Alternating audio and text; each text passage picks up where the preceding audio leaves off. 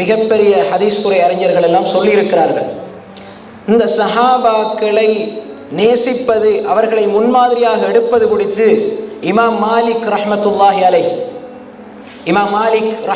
அலைஹி முவத்தா என்ற நபிமொழி தொகுப்பை எமக்கு வழங்கிய இமாம் ஷாஃபிஈ ரஹ்மத்துல்லாஹி அலைஹி அவர்களுடைய ஆசிரியரான இமாம் மாலிக் ரஹ்மத்துல்லாஹி அலைஹி அவர்கள் சொல்லுகிறார்கள், சிறிய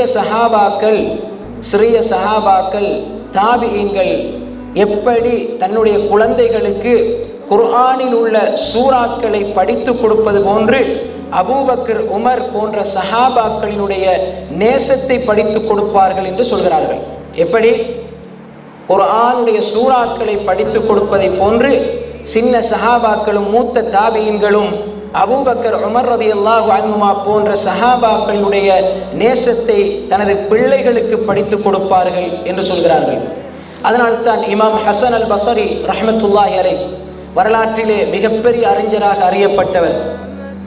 அந்த இமாம் ஹசன் அல் பஸரி ரஹ்மத்துல்லாஹி அலைஹி அவர்களிடம் கேட்கப்பட்டது, சஹாபாக்களை நேசிப்பது சுன்னத்தான விஷயமா என்று கேட்கப்பட்டது, விரும்பத்தக்க விஷயமா என்று கேட்கப்பட்ட பொழுது இமாம் ஹசன் பஸரி ரஹ்மத்துல்லாஹி அலைஹி அவர்கள் சொன்னார்கள், இல்லை என்று சொன்னார்கள். சொல்லிவிட்டு சொன்னார்கள், சஹாபாக்களை நேசிப்பது என்பது சுன்னத் அல்ல, அது வாஜிப், ஃபர்து என்று சொன்னார்கள்.